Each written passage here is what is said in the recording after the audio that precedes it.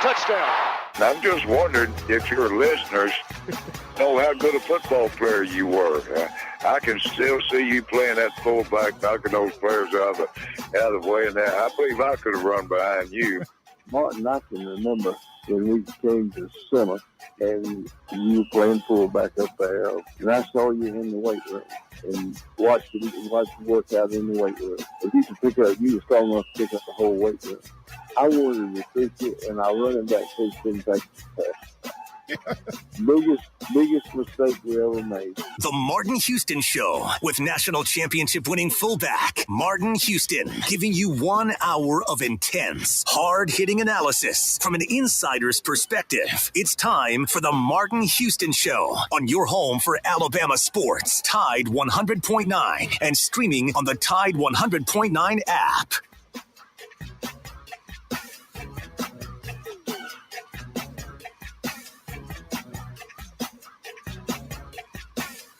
Welcome to this Monday edition of the Martin Houston Show. I am Xavier Houston, and we do have Martin with us today as always. As we get ready to kick off this Monday, we will be doing a weekend recap. Alabama's big, ugly win over South Florida this weekend. We'll also be looking at the good, the bad, the ugly. We have Kennington Smith III joining us in the second quarter, as always. Give us your opinions. Give us your thoughts on the game this weekend. Give us your good, bad, the ugly. Man, but you can join us on the Empowerment Solutions hotline at 205-342-9904 and let us know how you feel about Alabama's performance. Kick it over to you, Mark. Good morning. Welcome into the Martin Houston Show with Martin and Xavier, powered by Box Eye Care. We're live, local, and got things rolling. And as Zach said, you're always welcome to join us on the Empowerment Strategies and Solutions hotline. Empowerment Strategies and Solutions. We speak, we train, and we coach.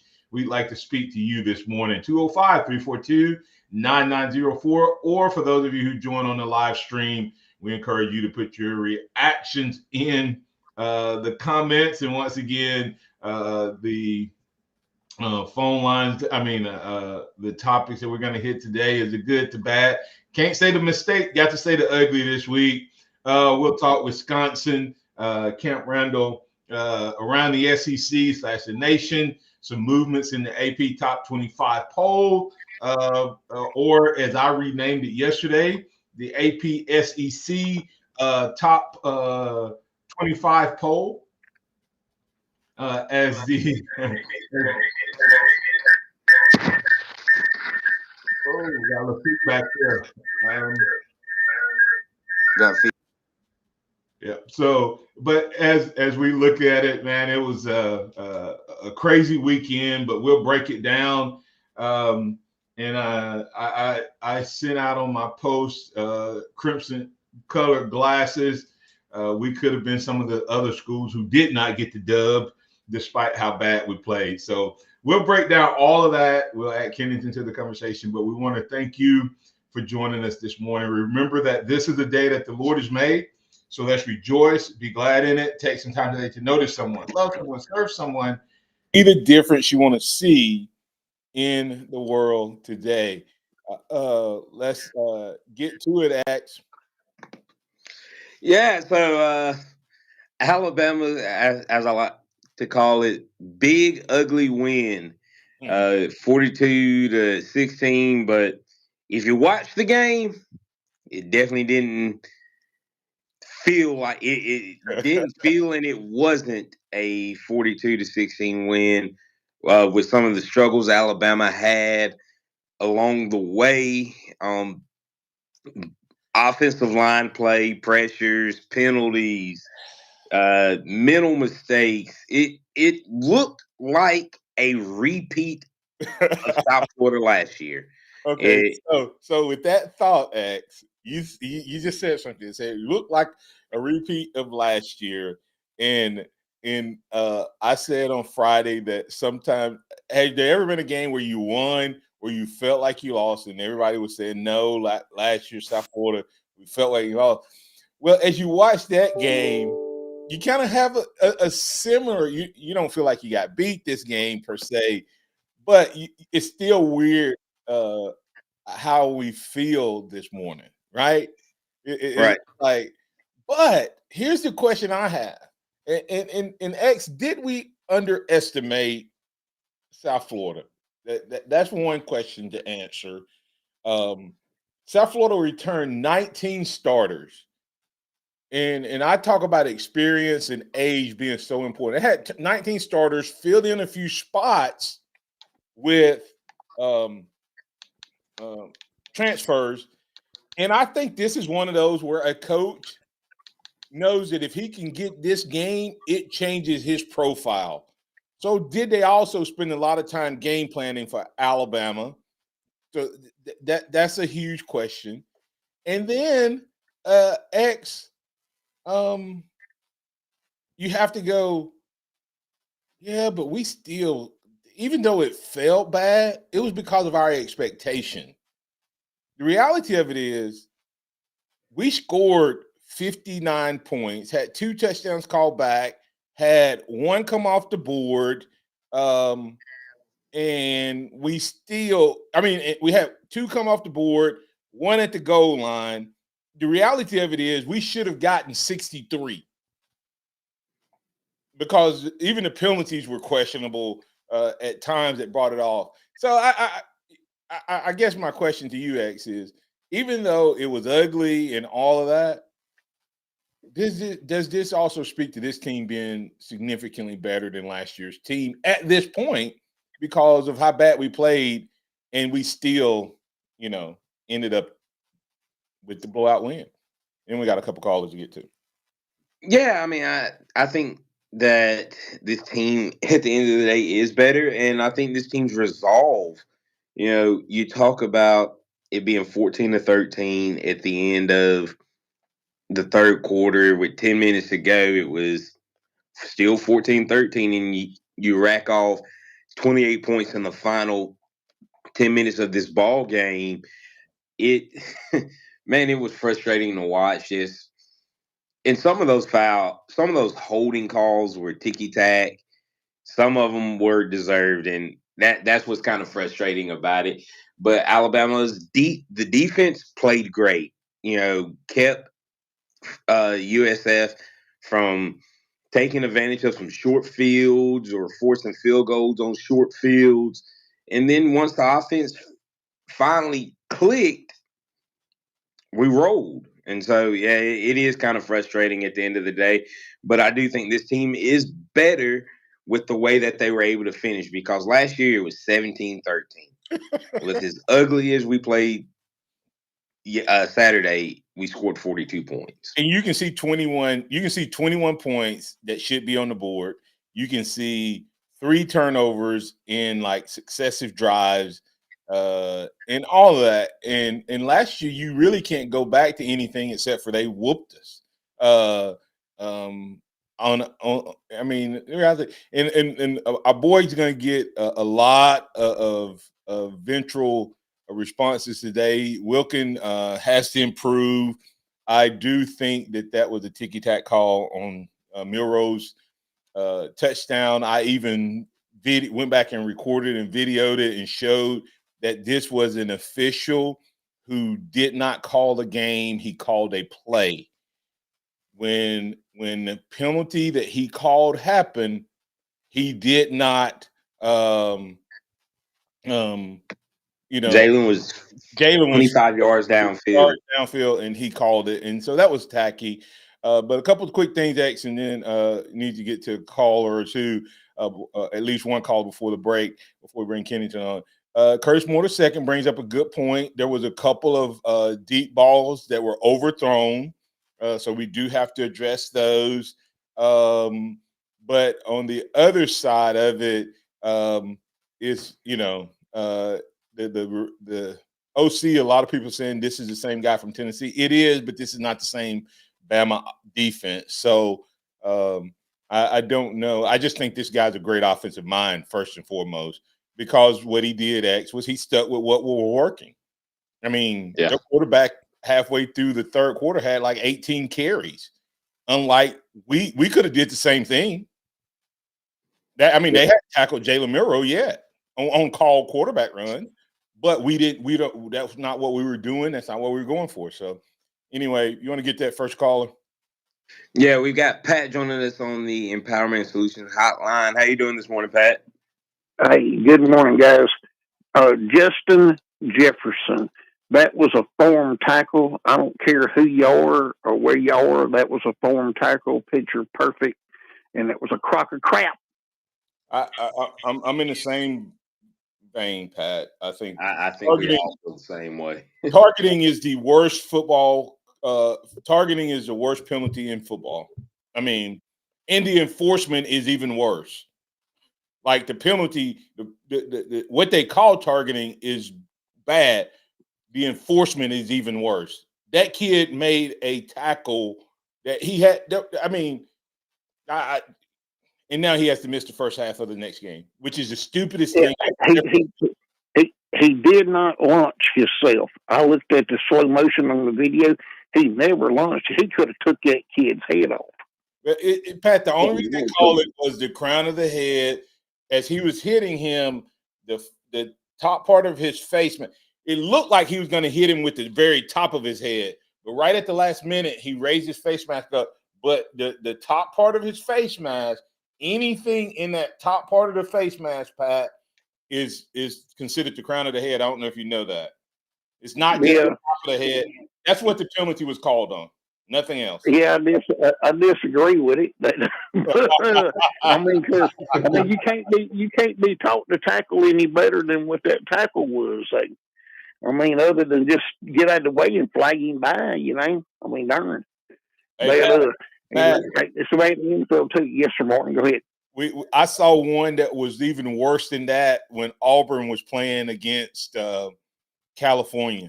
Oh yeah, that's a good point. Oh my goodness, Pat! This guy literally squatted, gave him a shoulder. He turned it. The defensive back literally turned his entire head and hit the guy with his shoulder, and stopped. He didn't try to run through him. He just hit him with his shoulder. But because the receiver wasn't completely upright when he was making the play, he was coming down. It made his shoulder literally come down into. It made the Auburn player's face mask and head come down into the DB's shoulder. The DB didn't move. He didn't run. He didn't launch. It was worse than the Alabama one. Yeah. Does anybody know to what extent our punt returner's arm was hurt? Is it broke? I don't. I haven't heard, but I haven't seen anything. It was either broke or dislocated elbow. I'm not sure which one. That's what I think. I don't. That's Martin. Yeah. Assessment. Thanks. Yeah. Pat. Go ahead, Martin. You didn't get your yards right, but you may have had your targets right, man. We appreciate you on Ryan Williams. All right, man.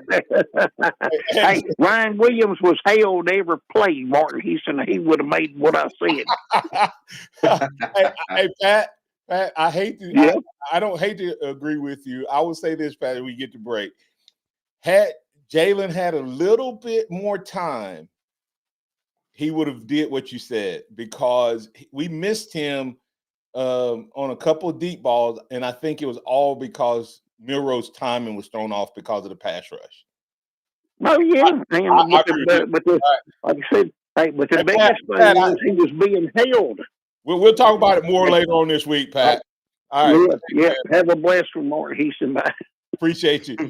Bam Bam 72 is our winner from last week. He had a 45-10 score. So kudos to him. That's Bam Bam 72. He goes into the pot. As we get the break here, I want to remind you to go check out Box Eye Care. Box Eye Care 205-342-0660. BoxEyeCare.com. They have that new in-house lab at their new location, 5003 Oscar Baxter Drive. They will take care of you the same way they always have and provide you a greater level of service. In most cases, you'll be in and out with a new look, new style in under an hour because that new in-house lab. Go check them out. Call Daniel Box and his team at 205-342-0660 or get more information at boxeyecare.com. Tide 100.9 traffic. Tuscaloosa traffic now from the Townsend Nissan Traffic Center. Well, a very good Monday morning to you. As we head on back to work, I'm looking at some slows we have right now on Joe Malisham Parkway.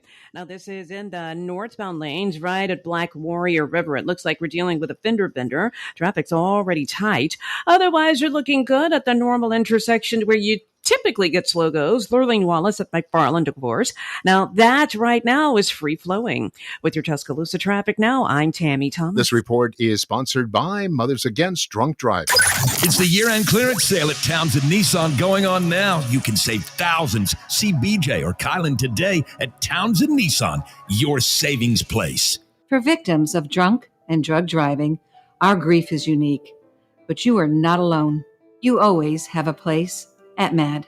Call our 24-hour victim helpline at 877-MAD-HELP or visit mad.org. This is Wyatt Fulton, brand manager of Tide 100.9 and 1230 AM WTBC. Join me each Friday night during high school football season for the Last Scoreboard Show from 10 to 11 p.m. The Last Scoreboard Show is brought to you by 4th District Congressman Robert Adderholt, Bevel State Community College, 1225 Sports Bar, and Taco Casa. The best secret in town is Finney's Pub at the Venue. Everyone is raving about the soon-to-be-famous Venue Smash Burger. But it doesn't stop there. Finney's Fish and Chips, prime rib French dip, filet mignon on the weekends, and that huge salad with grilled chicken are all the talk. With the new sit-down service, you can enjoy the special atmosphere at Finney's Pub inside or on the patio, 7 days a week. Located across from Sokol Park, the Venue houses Finney's Pub, the second location of Rammer Jammers, and Liza's Sweet Shop. Visit VenueTuscaloosa.com to learn more. Hungry. I am so hungry, but it's after 11 p.m. I need something great to eat at a super price. Matt, we need to check out Checkers. They're open way late with a 5 for $5 meal deal. What do you get for $5? The Checkers $5 meal includes a double hamburger, a spicy chicken sandwich, a small fry, a small drink, and an apple pie for dessert. Let's slide over to Checkers for the $5 to $5 deal. Checkers with 2 locations, 15th Street in Tuscaloosa and McFarland Boulevard, Northport. Checkers open late nights. Tide 100.9 Tuscaloosa weather. A big warm up today with a sunny sky, the high 88. Clear tonight, the low 64. Tomorrow sunny with a high at 89. Wednesday increasingly cloudy, rain moving in by Wednesday night, the high Wednesday at 84. I'm James Spann on the ABC 3340 Weather Center on Tide 100.9. Welcome back to the Martin Houston Show, the sound of Bama sports. Your show, your team, on your home for Alabama sports. Tide 100.9 and streaming on the Tide 100.9 app. Welcome back into the Martin Houston Show. We want to thank the good folks over at North River Timber Company, LLC. If you have land in West Alabama, around the state of Alabama, they are here to help you. Whether you're looking for timber harvesting, appraisals, or land management, Courtney White and Chase Pearson can help you. Courtney White's 11 years in counting as a registered forester. They've been serving 4 counties in West Alabama. That number is expanding, and they can help you maximize your land. That's North River Timber CO at gmail.com or 205-242-5127. And as Courtney White likes to say, if you have land, it's like having money in the bank. Let North River Timber Company maximize that. Let's bring in Alan. Alan, you're in with Xavier and Kennington on the Empowerment Strategies and Solutions Hotline. What's on your mind, sir? Good morning. First of all, I want to say, you know what? I was a Deion Sanders fan, and I liked everything he was doing up there until I saw his quarterback lead the game and left the field before the game was over. That's totally unsportsmanlike. Lost all respect for that young man and for Deion for letting him do that. You know, that's how I'm gonna leave that alone. As far as Bama goes, you know, the offensive lineman, he was holding, but you know, the referees, once you get 1 or 2 holding calls on you, they're gonna start watching, and you're not gonna get the benefit of the doubt. And some of them may not have been holding; they may have been tic tac. But once he gets one of them on him, they're gonna keep watching them over and over. and everything he does, they're gonna do something. They're gonna call it. And I guess the last thing I'd like to say was, the crazy thing about every that, year, Alan. mm-hmm. Alan, the crazy thing about, I think the first two were the most ticky tack that they called. I think so. I think so. The one on the big pass to Kobe Prentice, the guy rushes him and he literally falls on top of him. I didn't. How do you call a hold on that? I agree with you. That's just my thoughts. Yeah. And the last thing I want to say, everybody want to say about South Florida. First of all, Alabama always has a problem with the quarterback. They did that. If they had a problem with this guy, wait till they see that guy from Tennessee. They're gonna really have a problem with him. But the last thing, Martin, is that everybody circles Alabama on their schedule. No matter who you are, they schedule that game on their schedule. And if you have a good game against Bama, that may put you in the league. Look at Johnny Manziel. That game against Bama when on that fumble, that won him the Heisman. So everybody circles that game, and you're gonna get their A game. You're gonna get their A game when you play when they play Alabama. So it is what it is on that. And Auburn got beat by the Preston of the West Coast. They got beat by a bunch of nerds on Saturday. So yeah, be proud of that, Auburn. Y'all got beat by a bunch of nerds and a bunch of smart kids. So hey, y'all have a good day, and I'll see y'all later. Hey, have a good one, Alan. Kennington Smith of The Athletic is joining us now. How you doing this morning, sir? I'm good. How are y'all? Doing good. Kennington, real quick, before we get some more callers, what were your thoughts on Saturday? The way Alabama performed, the start, the finish, the whole nine.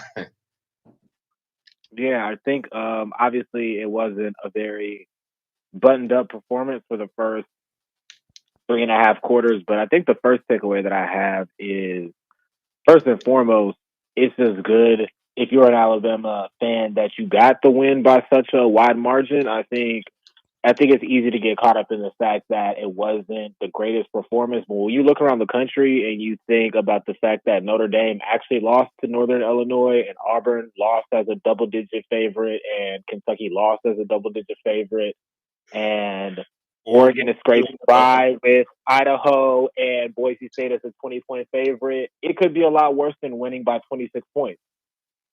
So it was, honestly, it wasn't the greatest, but you won by almost 30. So winning is always going to be better than losing. I think everything was pretty much kind of started and ended with the offensive line. I think, obviously it was a tough day for Wilkin Formby. Wouldn't sell my Wilkin Formby stock. It was a tough day, but Alabama's going to need him the rest of the way this season. They're going to need him going into the future, so it's going to be really key for, I think, the program to kind of put their arms around him and keep him uplifted because they have another big game this weekend. But I promise you, Wilkin Formby did not play worse than Caden Proctor did last year. Right, exactly. It's like this isn't a new thing that Alabama has gone through. I think just kind of the way that the game was called and the penalties, it just kind of put an extra emphasis on it. But Alabama's seen freshman tackles struggle in the past, so tough game for him. But I think he'll be able to bounce back. I thought the defense situationally was excellent on Saturday. There were times where they could have tackled better or fit their run gaps better, but held South Florida to 18 on third down, 3 field goals in the red zone. Wish they would have got a turnover, but you can't say too much about what the defense did. So, they played what? Alabama played what, a C game at best? Yeah, won by 30. So, yeah. And the other part I would say about defense is the only reason we're saying, the only reason there's concern is the way the offense played. I said get 13 points. Okay. They only got 16 with 3 turnovers to start the second half. They had short fields And I will add in X in Kennington that they had one. They were a one-trick pony. Okay, they had a quarterback, and I know what Alan said about Tennessee. That's not the Tennessee guy's game. That's that quarterback's game. And I'm gonna tell you, nobody's talking about this, X, and I'll toss it back to you, and then you can take it from there. Nobody's talking about it. Do you understand that they were running 3 plays, almost 4 plays a minute? You guys don't know this. I know it seemed fast at the game. You know what they were averaging running their plays at the beginning of the game and throughout?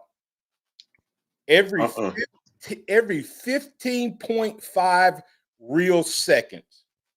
Let that sink in for a second. They were running a play, not every 15 seconds on the play clock, every 15.5 seconds of real time, they were snapping. And Alabama was not, this is what gets me hyped. They were not out of position in terms of alignment, I don't think at all. That's wow. Yeah, that's impressive. I didn't realize how. I knew they were moving fast, but I didn't realize they were moving that fast. That's quick turnaround, and the fact that our defense held up through that, it says a lot about the conditioning and the coaching of this team. The conditioning, the coaching, and the execution at the end of the day to be able to get back on top of things that fast, especially when Alabama has a lot of calls and adjustments that they like to make. And I'll throw this out in Kennington, and I'll get your thoughts real quick. Do you know what one of the things he does? This is an old Gus Malzahn high school thing. They went deep, and then they come back and go deep again, but they substitute the wide receiver. Yeah, that was the sequence with Xavier Brown when they went at him 2 times. When they went at him 2 times in a row. That is probably my other takeaway. Is sometimes it's better to be lucky than good, because if Byron Brown had any type of accuracy, Bama probably would have lost by a couple of scores. Honestly, there were about 30 points they left on the field in wide open passes. So I think that Bama secondary did show a little bit of vulnerability in that regard, but they weren't. South Carolina wasn't able to make them pay, so you get the win and you move on. Yeah, and I think that changes things too if they score. And I think I think they had 4 deep balls. I don't necessarily. I think a couple of them were on the same drives, though, Kennington, if that makes sense. Yeah. But the other team. They went after Red Morgan twice in a row too. Yep, they went at Red twice. They went at Xavier twice, and they went at Jackson. I mean, but it's brilliant. You have to be able to execute that, though. You see what I'm saying? Like, you have to be able to execute for that to work. And this guy, Golish, let's give him his props, man. The guy can flat out coach offense, and their defense wasn't bad. So, old Tennessee OC. Yeah. So, all right, X, let's get the break here. And when we come back, X, let's get straight to these callers that's been patiently waiting. We'll get them in with you in Kennington, and I'll let you guys run it from there. As we get the break here, Dixie Battery Supply. Dixie Battery Supply, go check them out. They buy junk batteries. Find the commercial batteries you're after. Go to DixieBatterySupply.com. You can check out the different brands there. Click battery brands, products, accessories across the headline there. But most of all, remember, you can power up any device and never feel powerless again. When you visit Dixie Battery Supply, you can count on finding every kind of battery you need, including a reconditioned battery starting at $39.99 plus tax with exchange. Try getting rid of those old batteries. No more juice left. Then you need to check out Dixie Battery Supply, 205-758-9190. That's DixieBatterySupply.com. Tide 100.9 traffic. Tuscaloosa traffic now from the Townsend Nissan Traffic Center. Well, a very good Monday morning to you. As we head on back to work, I'm looking at some slows we have right now on Joe Malisham Parkway. Now, this is in the northbound lanes right at Black Warrior River. It looks like we're dealing with a fender bender. Traffic's already tight. Otherwise, you're looking good at the normal intersection where you typically get slow goes. Lurleen Wallace at McFarland, of course. Now, that right now is free-flowing. With your Tuscaloosa traffic now, I'm Tammy Thomas. The Tide Tailgate Show on 95.3 The Bear and Sports Radio Tide 100.9 WTBC 1230. The Tide Tailgate Show is presented by Academy Sports and Outdoors, Skyland Boulevard, Tuscaloosa, and the new location, Highway 280, Birmingham. Online at academy.com. Hi, I'm Marty Lyons. When I come to Taco Casa, I always order the 2 and 2. 2 Sanchos, 2 enchiladas. And I'm Wilkin Forby. And when I come to Taco Casa, I always order the Fantastic Four. 4 Sanchos, 4 enchiladas, 4 tacos, and 4 burritos. Taco Casa is always made with the finest ingredients and made fresh when you order. So whatever the size of your appetite, there's always something delicious waiting for you here at Taco Casa. Taco Casa, under the biggest cactus in town. CED and All Phase Electric Supply is one of the largest electrical distributors in the country. They supply and service those that power your home, streets, schools, office buildings, and arenas. From the lighting, circuit breakers, to home automation, they are here to make sure those constructing and maintaining your spaces can get their jobs done. They set themselves apart with customer storage solutions, project and warehouse management, arc flash studies, and more. Visit CED in Tuscaloosa, Coleman, and Decatur, and All Phase Electric Supply in Albertville and Huntsville. Wake up. Breakfast. And Nature Made vitamins. Whatever your morning sounds like, Nature Made fits right in. Whether you're looking for vitamin C or a multivitamin to get key nutrients, we've got you covered. Now that's a good morning. We take care of you so you can take on your day. Start your day with Nature Made, the #1 pharmacist recommended vitamin and supplement brand.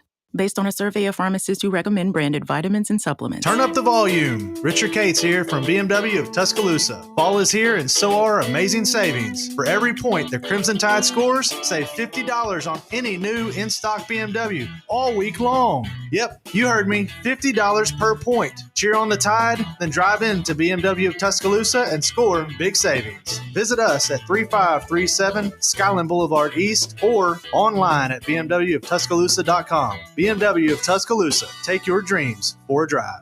It's time for the Martin Houston Show. With the same hard-hitting, no-nonsense approach in which he played the game, Martin will take you inside the locker room, down on the field, and across the goal line with his in-depth analysis.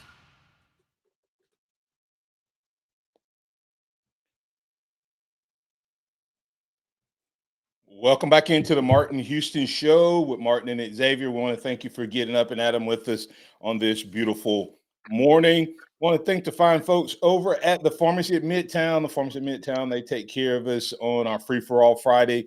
Go check them out at PharmacyMidtown.com. That's TJ and his team. More than your regular pharmacy. Go check them out. We'll tell you more about them. That's the Pharmacy at Midtown. X, take it away. All right, as we get ready to kick off this second half, we're going to go ahead and hop to the phone. We've got J-Rob joining us. Good morning, J-Rob. Thank you for holding. Good morning, everybody. I hope everybody's doing well. Doing good. Can't complain. As always, Martin has a way of making me feel better than I did when I started to listen to the show. He always does. I mean, I come out of the game disappointed, mad, confused, all those emotions, and I'm trying to come to grips with it. And Martin helps me. Thank you, Martin. Yeah, you're welcome. But some of the things I did think about, that offensive line, it was people all playing out of position all over the offensive line. Booker's over at left tackle. We had a new guy in the middle. Then we had Bill Conformity had a terrible game. I hate it.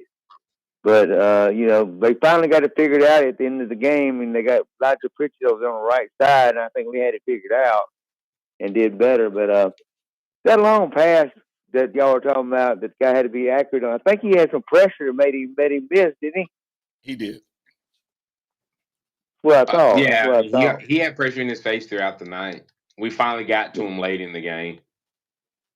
Well, the good we won the game. We had a decisive blowout victory. 19 returning starters they had were tough. I mean, they were very physical. They were a formidable opponent, I promise you. The bad was, the offensive line play. I mean, Milrose running for his life a lot. And really the ugly to me was the penalties. I mean, we got to cut all those penalties out. I mean, we had, I think, 13 for 120 yards. I mean, that's a touchdown. That's a whole length of a field and more. We got to clear that stuff up, man. What you guys think? Kennington? Yeah, I would agree with those. I think we're talking about penalties in the offensive line. I think he made a good point about Wall Wilkin for me didn't have the best game. It was everybody on the offensive line struggled a bit to some degree. Tyler Booker had 3 penalties, 2 or 3. Gina Vandermark, I think, had the most on the offensive line. I believe he had 4. Jada Roberts, Parker Brailsford, they had their own struggles at times, both in run protection and pass protection. So not a great day overall for the offensive line. I think, off of that point, another takeaway that I had is just that, had it not been for Jalen Milrose's athleticism and what he's able to do in terms of how he's able to move the pocket, and I think the way that he's improved from last year to this year in terms of keeping his eyes up and looking to pass off of him scrambling in the run has been responsible for at least half of his touchdowns passing, I would think. You saw it in the touchdown to Kobe Prentice. You saw it in another completion to CJ Dupree, which wasn't a touchdown. Obviously, the one to Kendrick Law last week. So I think those two things were things that I kind of took away from the game. Kalen DeBoer said that he feels like the Lions are going to be in a lot better shape this weekend. I also thought it was very interesting that he said that Elijah Pritchett could have started the game if it came down to it, and he basically thought that they could basically get by with the line that they had and get healthy going into next week. And obviously he had to put Pritchett in, and the line played a lot better from there. So that's a good thing. I'll be very excuse me. Hey, thank you, J. Rob. We got to move on to the next caller. We have Ty. Have a great day. Roll Tide. Roll Tide, J. Rob. Hey, real quick, I think that this was a coaching decision that resulted in. It was almost an experiment. I mean, I hate to think of it that way, but I was like, are they trying to see if Proctor isn't back, do they trust Pritchett against Georgia? And if not, they were trying to find a combination that makes them better. That's what I think.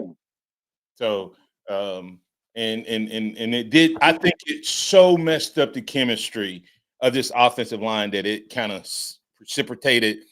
The run game up the middle was non-existent. I think you put Booker back in there in the run game in the middle. The run game helps other things in the offense, and we did not have that element Saturday. And I think it's 100% because Booker was out of position. So. Yeah, I agree. I agree there. Did not particularly enjoy the experiment with him at left tackle for as good as he is. I mean, getting those game reps at left tackle is different than in practice, and it's different than what he's been doing repping-wise, trying to prepare for that. And you saw the effects of that. I think definitely he's more needed on the interior. We're talking about pulling, what they can do between the tackles. And then I think if it's a matter of trust, even in the limited snaps, I feel like Elijah Pritchett earned a great amount of trust on Saturday. So it'll be interesting to see how they play it against Wisconsin. Yeah, I think it will be too. We're going to get back to the Empowerment Strategies and Solutions Hotline. We've got Todd. Todd, how you doing this morning? Hey, good morning, X. Thank you for taking my call, man. Kennington stole my thunder with his comment on the South Florida quarterback and his accuracy. I was going to give you all guys, Martin, you guys, a what if? What if this QB is on his game, on his target? And it was a little disheartening to see, the receivers run by the Alabama defenders. And then you have, reports of Alabama players throwing their helmets in their frustration. And my main man, Milroe, keeping the cool head through the whole thing. That's a positive note. But what if he was on target with those bombs that he was dropping, even though a few of them could have been on the same drive? But you get this guy on target, a few more touchdowns with frustration on the sidelines. I think we're talking about a really close game. Maybe Alabama pulls it out. Maybe they lose. in this, I'm sorry, I'm jumping back in here, X. But there's a lot of what ifs. What if we don't lose 3 fumbles? What if we don't give them short fields? What if we hit those same pass plays? What if the officials call a couple of those pass interferences on Ryan Williams? What if, you see what I'm saying? Like yes, that could have changed the complexity, but having played the game, sometimes you play up to or down to based on what's happening around you. And one thing I've seen from Jalen Milroe, crunch time, the dude is clutch. And I think had the game flowed differently, maybe he and that offense plays differently. I don't know. You got anything else for us, Todd? No, that's it, man. Just we got a lot to clean. Bama's got a lot to clean up, man. Playing a formidable opponent, and they are going to face quarterbacks with a whole lot better accuracy. Now you got to give that kid his props, man. He ran that rock hard, buddy. I mean, I would love to see him in live with that 230 pounds running down the field the way he was running. Yeah, it's a thing to behold. But all right, have a good one, Todd. Thank you for calling in. We've got Robert on the hotline. How you doing this morning, Robert? Hey, guys. Okay, I guess I'll have to be the buzzkill and bring everybody down. Of course, unfortunately for Alabama, we compare ourselves to the best of college football. And, we had Clemson's schedule. Yes, last Saturday would have been okay, great. That's a tough game, but our schedule's navigable. We've got a schedule that we can still beat up on all these teams. That's our Clemson schedule is in the ACC. We're in the SEC. And I think this is the toughest schedule I've ever seen, and any team in Alabama's history having to go through. You got so many teams with the ability to beat you on this schedule. And if we come out stumbling, then we keep saying, okay, well, heck. And I know we're not going to be the same against other teams. The Georgias, the Texases, the LSUs, the Tennessee. Tennessee is now a ginormous threat to beat Alabama. You got Tennessee at home. You got LSU at home. You got Georgia. You got Oklahoma. You're on the road to Oklahoma.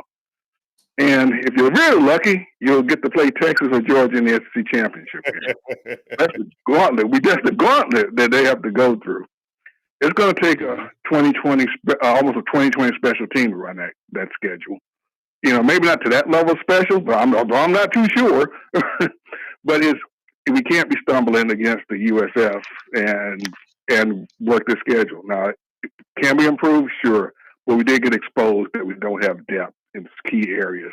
Let me ask you this, what areas don't? Well, let me ask you. The offensive line, like you guys pointed out earlier, if the starter's not in there, and like you said, maybe Kevin DeBoer was, shuffling things around to see what he had. And it wasn't that as impressive. I mean, I don't like USF has got Jalen Milroe running for his life.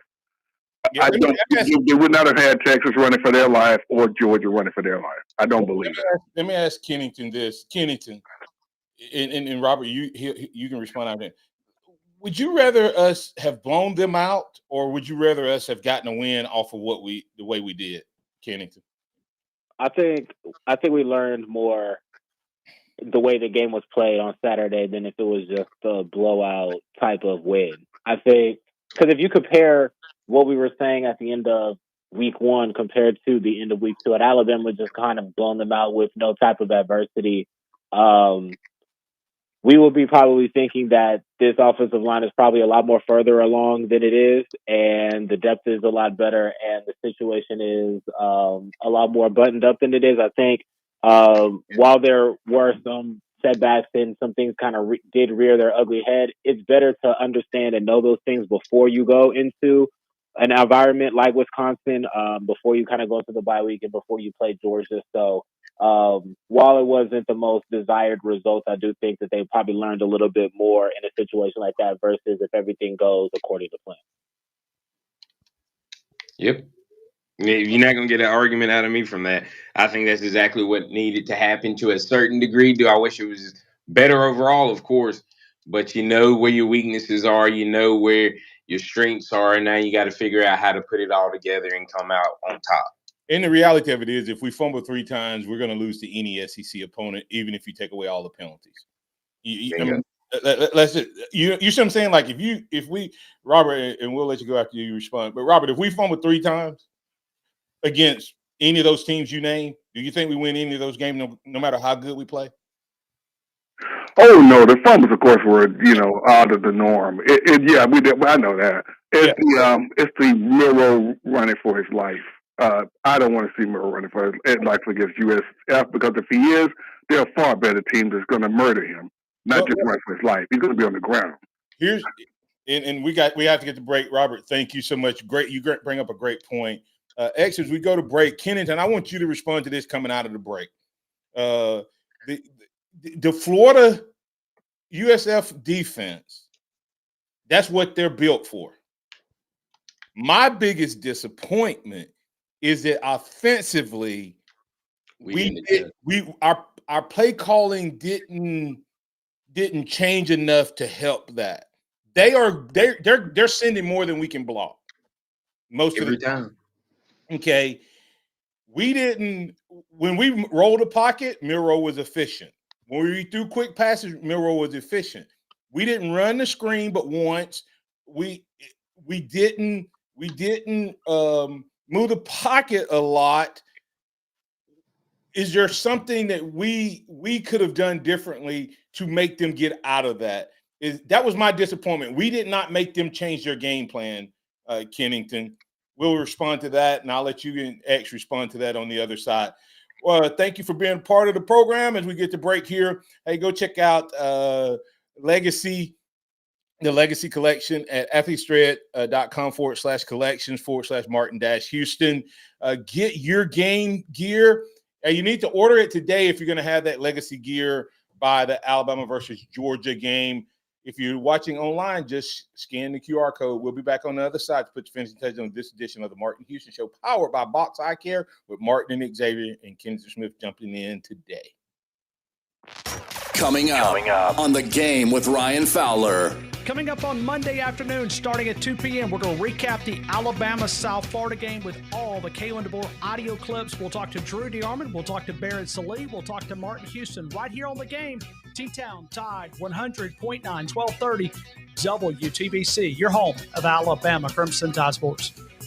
The longest running sports program in Tuscaloosa. The Game with Ryan Fowler. Weekdays from 2 to 6 p.m. on Tide 100.9 and streaming on the Tide 100.9 app. Here's what's trending on the Tuscaloosa thread. From the Town Square Media Tuscaloosa newsroom, these are your Monday morning headlines. Potential Tropical Cyclone 6 is expected to become Hurricane Francine when it makes landfall near Morgan City, Louisiana late Wednesday. West Alabama could see up to 3 inches of rain, isolated tornadoes, and 30-mile-an-hour wind gusts later this week as a result. Saban Field was officially dedicated at Bryant-Denny Stadium Saturday. The Tide also defeated USF 42-16 and remain at number 4 in the AP poll. They'll head to Wisconsin Saturday to take on the Badgers in Madison. For more information on these stories and the latest news in West Alabama, visit TuscaloosaThread.com. This report is sponsored by the Crohn's and Colitis Foundation. It's the year-end clearance sale at Townsend Nissan going on now. You can save thousands. See BJ or Kylan today at Townsend Nissan, your savings place. Don't miss the Tide postgame show on 95.3 The Bear and Tide 100.9 WTBC 1230 with Wyatt Fulton and Matt Coulter, presented by BMW of Tuscaloosa, Pearl River Resort and Casino, Tuscaloosa Chrysler Dodge Jeep Ram, and Walk-Ons. The Crohn's and Colitis Foundation has been at the forefront of inflammatory bowel disease research and care for over 50 years. Learn more about research, education, and support at Crohn'sColitisFoundation.org. Join us Thursday nights at 8 for Coach's Huddle on Tide 100.9. Coach's Huddle is your insight into your local prep sports program and is brought to you by Venue Tuscaloosa, Barkley GMC, and Legend Energy Drinks. Hi, this is Gene Poole. And this is John Poole. At Hudson Poole Fine Jewelers, we believe in celebrating life's special moments in elegance and style. Whether you're searching for the perfect engagement ring or a meaningful anniversary gift, a beautiful birthday present, or just because surprise. At Hudson Poole Fine Jewelers, we have exceptional pieces to mark your special occasion. Visit Hudson Poole Fine Jewelers, downtown Tuscaloosa, or at hudsonpoole.com. Tide 100.9 traffic. Tuscaloosa traffic now from the Townsend Nissan Traffic Center. It is your Monday morning commute, and we're getting off to a nice and quiet start. Fairly quiet, that is. Now, if you're traveling at some of the intersections, those are the norm. You've got McFarland at Skyland Boulevard. A little heavy for you, but that's just stoplight delays. And then we're also looking up at McFarland at Lurleen Wallace, which is pretty much wide open for you this morning. Now, I do see a bit of a delay on 43 here as you travel in that northeast direction right around Clinton Drive with your Tuscaloosa traffic now. Tammy Thomas. The sound of Bama sports. Your show, your team. The Martin Houston Show on your home for Alabama sports. Tide 100.9 and streaming on the Tide 100.9 app.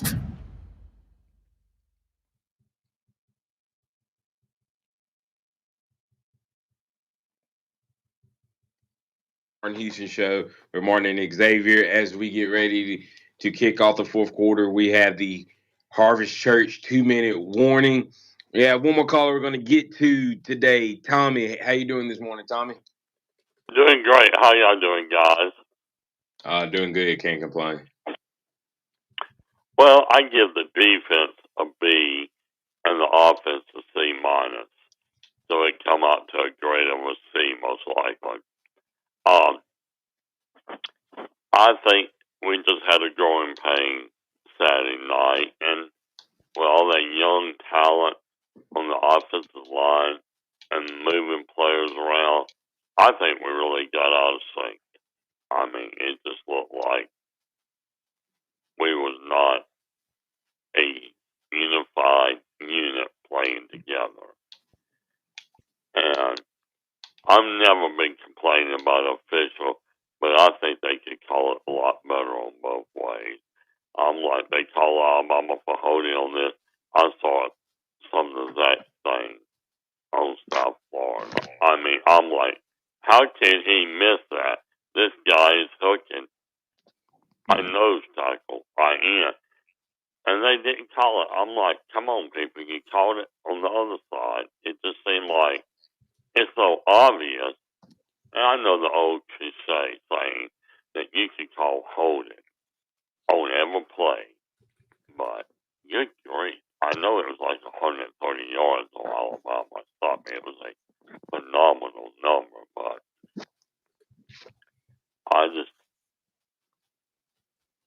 that what really bothered me, the turnovers and the penalties. Alabama got to worry about Alabama right now. Don't worry about who we play 3 or 4 weeks down the road. We need to clean up our mistakes. I think we'll be fine. So, yeah. All right. I appreciate you, Tommy, and I agree with what you said with that. But you have a good one. Call back in anytime. Kennington, before we get things out of here, got the Wisconsin game coming up. What are your thoughts about Alabama's chances going up to Camp Randall?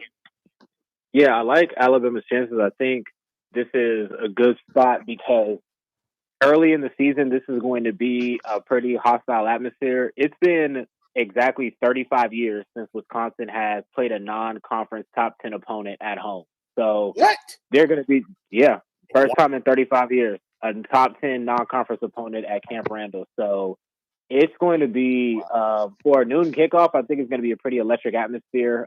They're going to, give their all in trying to get arguably probably the biggest non-conference win in program history. So the, previous caller said everybody's going to give Alabama their best shot. This is a chance for literally one of the biggest wins in program history. So huge target on Alabama's back. I think that it's a great opportunity for the team to embrace that, go into a tough atmosphere and rectify some of the mistakes from last week. So fascinated by this game. I like Alabama, but it's going to be a spot to where if they come out and play the same way that they did against South Florida, that they do against Wisconsin with a heightened level of talent on the other side, that's when a potential loss situation can come into play. So you think that is an insane atmosphere that is going to be Saturday. 35 years. That's the first time in my lifetime. Pops, you were in college last time that happened. Thanks for reminding me.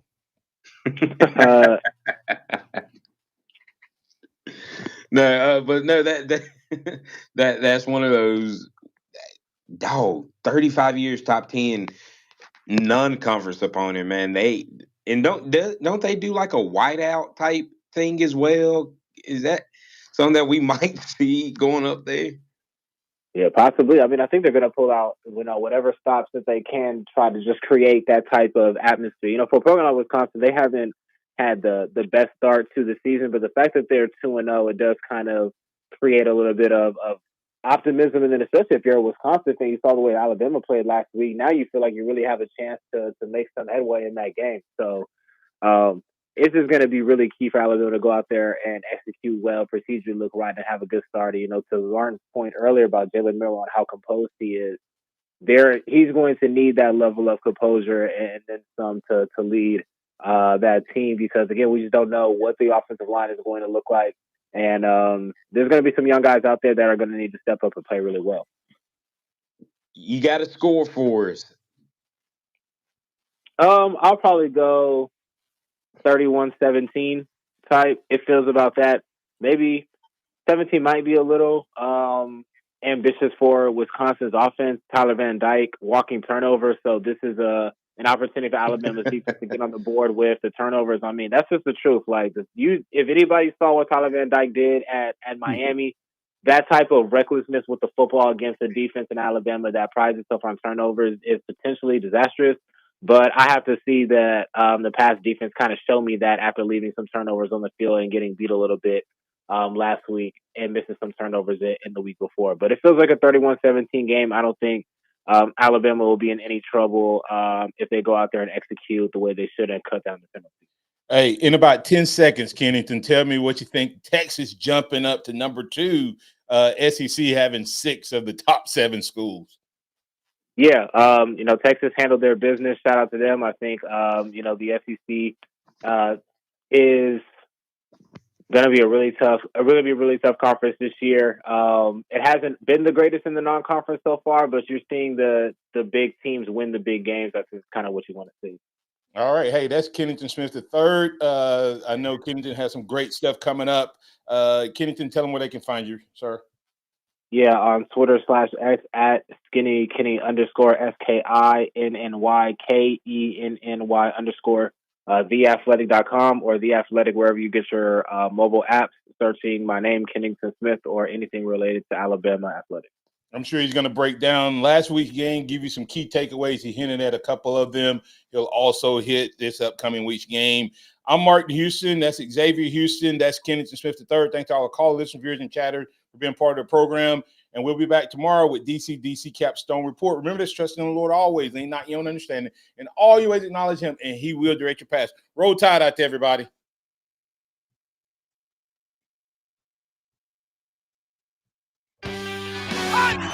Thank you for listening to The Martin Houston Show on your home for Alabama sports. Tide 100.9 and streaming on the Tide 100.9 app.